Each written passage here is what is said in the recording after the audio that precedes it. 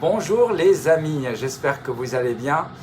Un petit live improvisé suite à la question hier de Kauter qui m'a demandé, qui m'a remercié pour toute l'actualité qu'on mettait sur la chaîne YouTube et sur la page Facebook et qui m'a dit, voilà, je suis résidente. Alors les résidents, c'est les équivalents de nos internes ailleurs. Nous, on les appelle les internes en France, mais ça s'appelle les résidents, The Resident, la série, les résidents, que ce soit en Algérie, au Maroc ou même aux États-Unis, on les appelle les résidents. Mais quels sont les secrets pour être un bon résident en cardiologie? Et elle était très inquiète, elle me dit, voilà, je pense que je ne vais pas y arriver. Quels sont les secrets pour devenir un bon résident en cardiologie? Alors, bien sûr, je vous mettrai le lien, vous avez vous savez, sur ma page Facebook, cette vidéo sera sur la page Facebook après. Vous verrez, je mettrai dessus, il y a une playlist sur le mindset qui est très intéressante et où je réponds notamment dans cette playlist à la question d'un étudiant en première année de médecine et qui était déprimé de pas réussir, de peur de ne pas réussir au concours et sur lesquels je l'encourage en disant de s'accrocher et qu'il va réussir. Donc alors, qu'est-ce que vous voulez savoir? Quels sont les secrets? Quels sont mes secrets cardiologue? Quels sont mes 5 secrets pour devenir un bon interne de cardiologie? Alors, vous avez une chance. Le premier secret, c'est que vous avez une chance. C'est que nous, à l'époque, il fallait encore avoir des livres. Et je me souviens que quand j'étais interne, premier semestre, il fallait acheter le livre de cardiologie, des bouquins qui sont assez onéreux, démodés ces bouquins, donc il faut les acheter et lire ces livres, des livres des fois qui font 1000 pages, 2000 pages, des livres de médecine interne ou de cardiologie. Mais aujourd'hui, vous avez la chance d'avoir les recommandations. En gros, vous avez le rythme habituel des recommandations, c'est minimum 4 nouvelles par an, qui tombent en général vers le mois d'août, à l'occasion du congrès européen de l'ESC. Et puis, étalés le long de l'année, vous en avez d'autres qui vont apparaître à l'occasion des congrès européens des différentes filiales. Par exemple, on attend sur plusieurs recommandations en rythmologie sur le congrès EHRA, qui aura lieu à la fin du mois d'avril. Mais vous aurez très probablement les recommandations sur l'insuffisance cardiaque qui devraient être actualisées avant le mois d'août, probablement à l'occasion du congrès Euro Heart Failure. Donc, vous voyez, vous avez quand même là ces documents, par exemple sur la fibrillation atriale, les recommandations font 120 pages. Mais c'est moi je dis c'est la religion, quoi. C'est la Bible de la FA. Voilà, vous aurez la dernière version actualisée sur la fibrillation atriale. Donc ça, c'est mon premier secret, c'est qu'aujourd'hui, vous ne pouvez pas vous passer des recommandations. Et c'est vrai que quand je fais des topos avec des jeunes, ou même quand je faisais pour des conférences d'internat, en fait, les gens doivent être incollables sur les recommandations. Deuxième secret, mais c'est un lien avec le premier, c'est être au courant d'actualité des dernières études. Et là aussi, vous avez beaucoup de chance, c'est que avant, on n'avait pas Internet aussi développé, on était obligé d'attendre que le congrès ait lieu, que les rares médecins qui ont été aux États-Unis pour assister au congrès de l'AHA nous fassent un staff dans le service pour nous expliquer quelles sont les choses importantes qu'ils ont vues. Et puis, si ça les a... Voilà, et puis après, on attendait 3 mois pour avoir un article dans la lettre du cardiologue ou dans Cardiologie pratique qui faisait le résumé du congrès. Aujourd'hui, ça va beaucoup plus vite.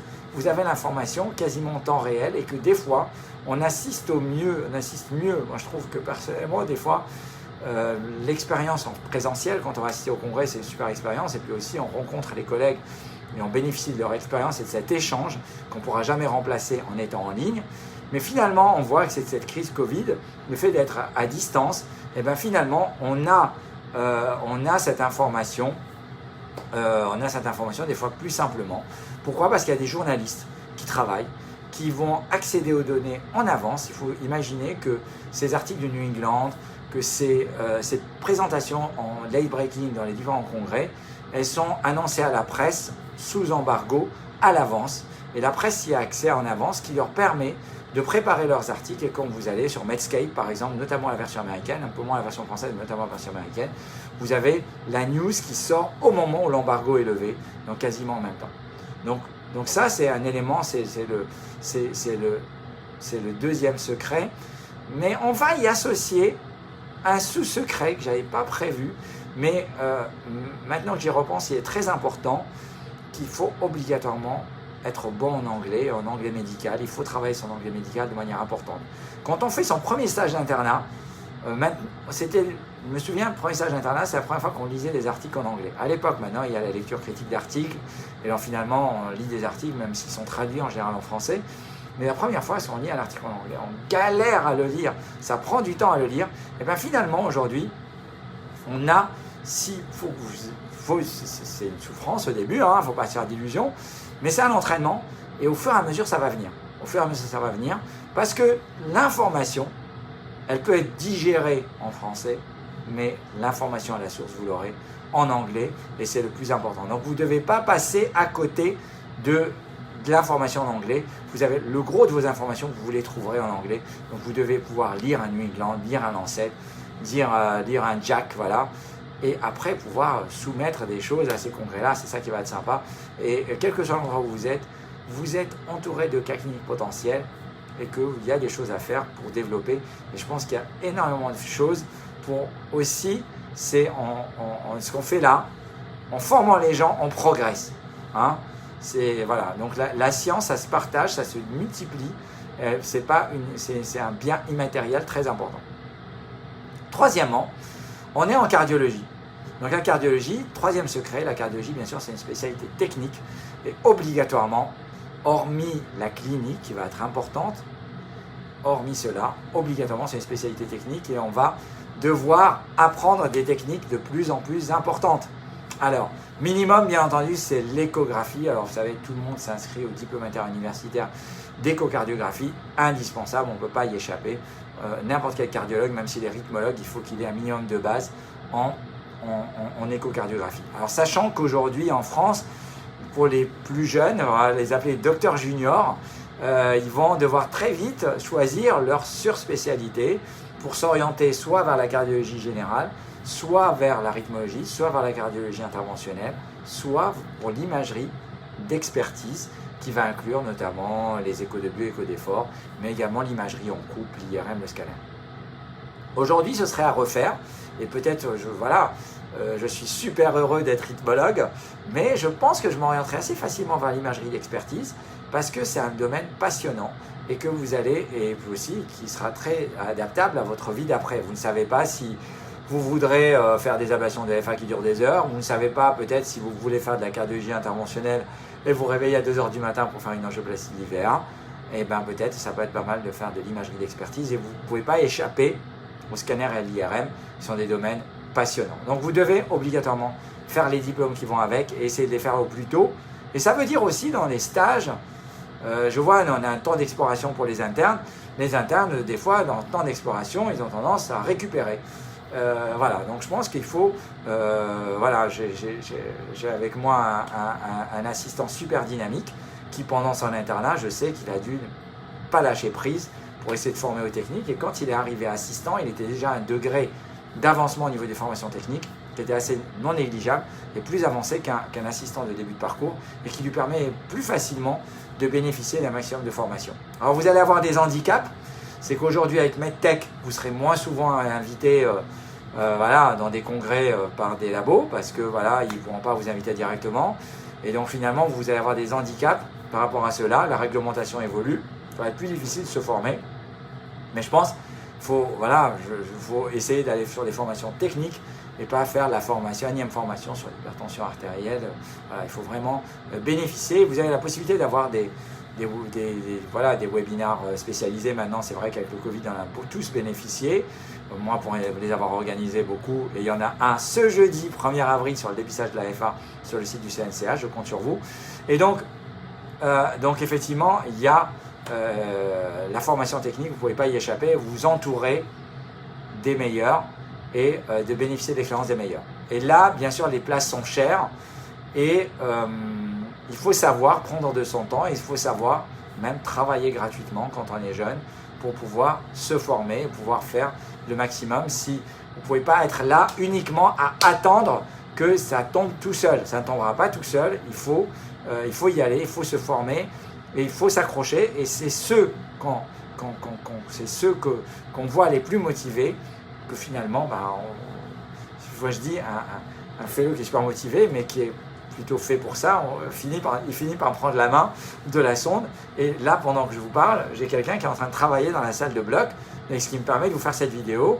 Et si je n'avais pas quelqu'un de motivé de l'autre côté, salut Nana, je ne pourrais pas être là à vous faire cette vidéo. Vous voyez, donc c'est un travail d'équipe. Et donc si je n'avais pas quelqu'un qui était super motivé de l'autre côté du mur, je ne pourrais pas vous faire cette vidéo. Donc le troisième secret, c'est la formation technique et des diplômes interuniversitaires ou des formations suivant le cursus ou le pays où vous êtes. Et donc il ne faut rien lâcher, il faut essayer de décrocher les places qui vous permettent de vous former un maximum. Le quatrième secret, oui ça c'est clair, c'est Dorsaf qui travaille. Le quatrième secret, là j'ai un petit doute parce que j'ai pris une note, j'ai noté variabilité mais je ne me souviens plus ce que je voulais dire de mon quatrième secret. Donc ça reviendra peut-être de ce quatrième secret important qui est de dire voilà, je pense que c'est variable d'un endroit à l'autre, c'est pas simple. Oui, ce que je voulais dire c'est que il faut bénéficier de la variabilité de la cardiologie et essayer de s'ouvrir l'esprit. Et pendant son internat ou résidence, c'est là qu'on peut voir le maximum de choses et voir le maximum de centres. À Paris, on a cette chance d'avoir plein d'hôpitaux, plein de services de cardiologie et de bénéficier de l'expérience. Et aussi, on rencontre plein de gens et c'est ça qui va on va rencontrer des personnes qui vont nous donner envie de faire une surspécialité, de s'orienter vers un domaine. Et c'est des rencontres et des opportunités. Si vous êtes jeune, mon conseil, je vous laisserai un petit conseil à la fin. Si vous restez jusqu'à la fin, vous aurez un petit secret qui également peut-être orientera votre super spécialité. Mon cinquième secret, et c'est le plus important, et j'aurais tellement aimé que quelqu'un me le dise. J'aurais tellement aimé qu'on me le dise. Mais personne ne me l'a dit. Et je l'ai appris à mes dépens. C'est, si vous voulez savoir, mettez-moi un max de likes. Parce que comme ça, je vous dis mon meilleur, et c'est honnêtement mon meilleur secret. Un max de likes pour ce secret. Vous voulez savoir? Est-ce que vous voulez savoir mon meilleur secret? Voilà, je vois les likes, merci. Alors, mon meilleur secret, c'est le côté humain. Mon meilleur secret, c'est le côté humain. C'est-à-dire qu'on ne veut pas obligatoirement le meilleur cardiologue dans son équipe. Mais on veut la personne qui s'intègre le mieux à l'équipe. Et dans notre critère de recrutement, de notre spécialité, on veut avoir des gens qui s'intègrent bien dans l'équipe et qui vont avoir l'esprit collectif et qui vont avoir le bon côté humain. Donc ça va être l'élément le plus important lorsqu'on va choisir quelqu'un pour après l'internat, après le résidanat, c'est des gens qui s'intégreront bien et qui vont faire le max pour l'ensemble de l'équipe. Donc c'est vraiment le plus important. Et au début de mon internat, je pensais qu'il fallait être le meilleur, comme on est le meilleur en maths, ou on est le meilleur, qui connaît le maximum de choses, les meilleures connaissances, le plus motivé. Mais si vous manque ce côté-là, l'humilité, la bienveillance, vous manquerez un max de choses. Donc c'est vraiment l'élément le plus important. Et maintenant, est-ce que vous voulez avoir le bonus? Le bonus, si vous voulez le bonus, mettez-moi un max de likes pour avoir le bonus, pour savoir quelle surspécialité vous devriez choisir et qui vous permettrait de vous orienter vers la surspécialité qui marcherait le mieux.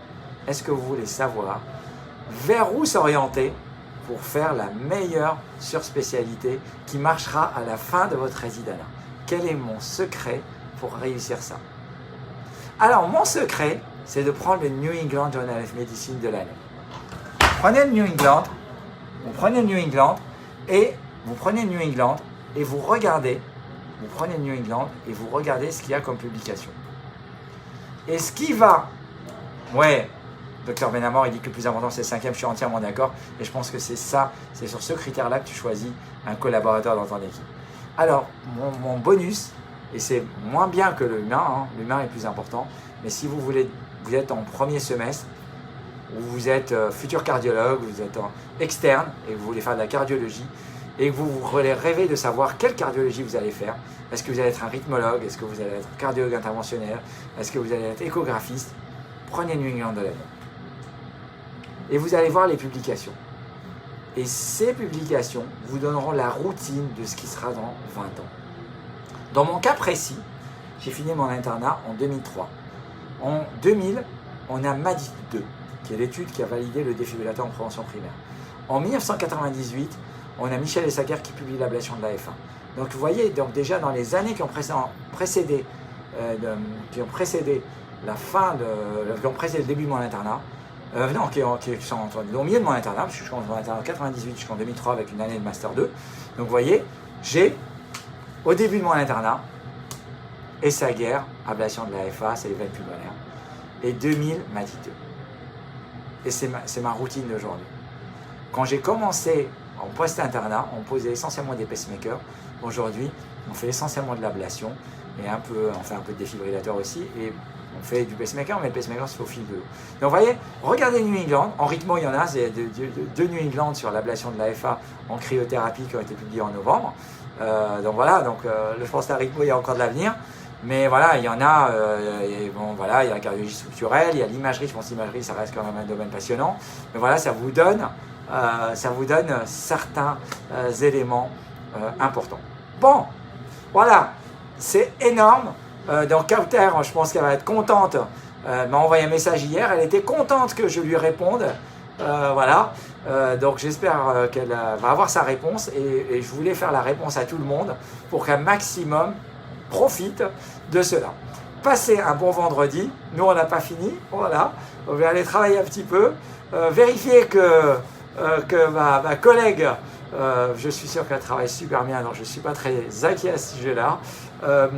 Mettez-nous un max de like, abonnez-vous à la page YouTube, parce que cette vidéo est censée, je l'ai diffusée en live aujourd'hui, mais elle est surtout sur la page YouTube, et donc il faut s'abonner, activer les notifications.